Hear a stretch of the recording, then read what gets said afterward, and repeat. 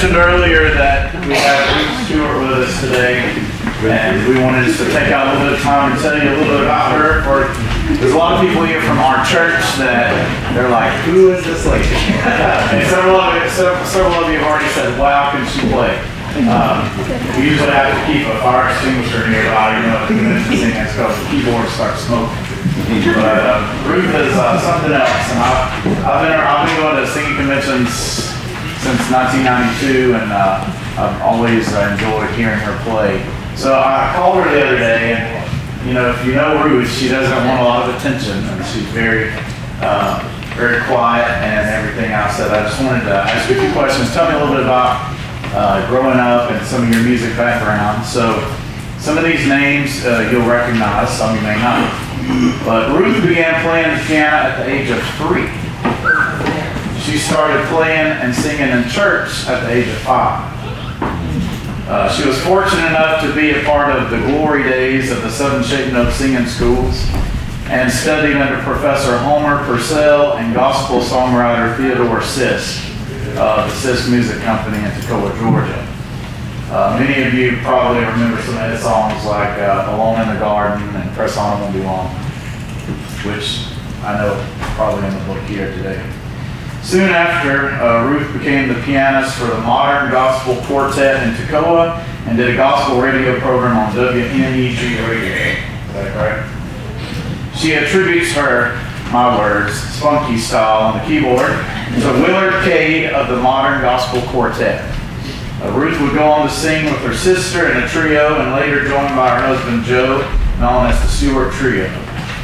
Ruth and her family would also travel countless miles to singing conventions with Hyman Brown, a noted Shaken Oak music teacher in North Georgia. In the 60s, Ruth, with the assistance of legendary gospel songwriter Rupert Cravens, composed a number of convention songs, and they were published in the James Devon Songbook. If you attend the Shaken Oak Singing Convention anywhere in North Georgia, you'll probably find Ruth there.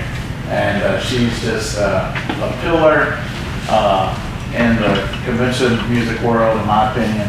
And we're very privileged to have her, and we wanted to honor her today, and we're glad that you guys chose to be with us. So let's give her a big hand.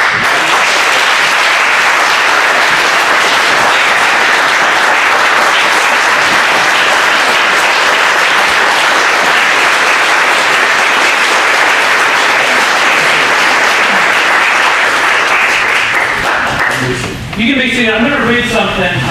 While I'm reading this, Gordon, if you'll be ready to sing, Saul, and me and Randy, we're going to put a quartet together. We're just going to play for us. So this was submitted by someone that was unable to be here today. He was hoping that he could be here today, but he didn't make it into town. So he asked that we read this, and he has a special relationship with Ruth. So I'm just going to read through this that he sent in. When asked to compose a narrative to express Ruth Stewart's impact on convention music from my perspective, I found myself stumped. How do you put approximately 45 years of influence and inspiration into a few paragraphs? I found myself going through the pages of my mind and reminiscing. I recall many great songs from the convention books because Ruth's playing at a convention made them so memorable. Or in the case of the Habersham County Convention, the many duets that she and Frankie Carter would play for the offertory on Saturday afternoon. Many of the singing convention pianists have left their mark through teaching or the songs that they have written. Ruth leaves her mark on my life and that of many other singers differently. Through piano expertise, her quiet contemplation, and always presenting herself as a lady.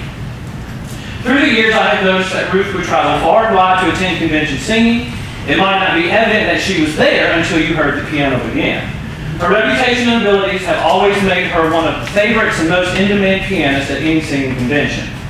But I never saw her wanting to control the bench.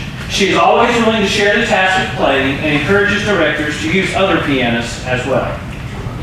She has a style that can't be copied, and I, like many other pianists, have tried to listen and take away all that I can.